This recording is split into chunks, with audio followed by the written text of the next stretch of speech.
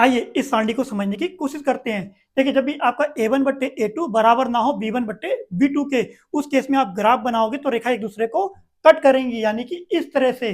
और इसमें आपके 3 केस बनेंगे। 3 केस क्या बनेंगे? पहले रेखाएं प्रतिच्छेद करती है, प्रतिच्छेद कर रही ना, और इसका केवल एक हल होगा, क्योंकि सिर्फ एक बिंदु पे कट कर रही है तो इसका केवल एक हल मिलेगा। इसको अद्वितीय भी बोलते हैं, यानी यूनिक।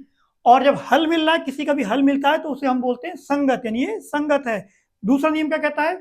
a1/a2 बराबर हो b1/b2 के, बराबर हो c1/c2 के, यानी तीनों बराबर हो। तीनों जब बराबर होंगे, जब इसका ग्राफ बनाओगे तो एक रेखा के ऊपर दूसरी रेखा आती है, एक रेखा के ऊपर दूसरी रेखा आती है। तो इसमें जब 3 केस बनते हैं उसको हम बोलते हैं रेखाएं संपाती हैं, रेखाएं संपाती हैं। दूसरा बोलते हैं इसके अनेक हल हैं, क्योंकि ये देखिए एक रेखा जब दूसरी रेखा के ऊपर आती है तो देखिए हर बिंदु पर टच कर रही है, यानी कट कर रही है, तो इसके हमें अनेक हल मिलते हैं। क्या मिलते हैं? अनेक हल। जब हल मिल रहा है तो ये कैसा होगा? संगत होगा। कैसा होगा? संगत होगा। तीसरे नियम पे आते हैं, a1/a2 बराबर है b1/b2 के, और बराबर नहीं है c1/c2 के।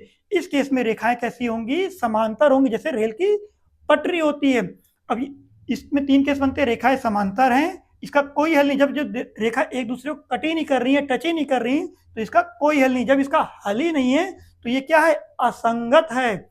उम्मीद करता हूं ये आपको अच्छे समझ में आ गया होगा, इसे आप याद कर लेना।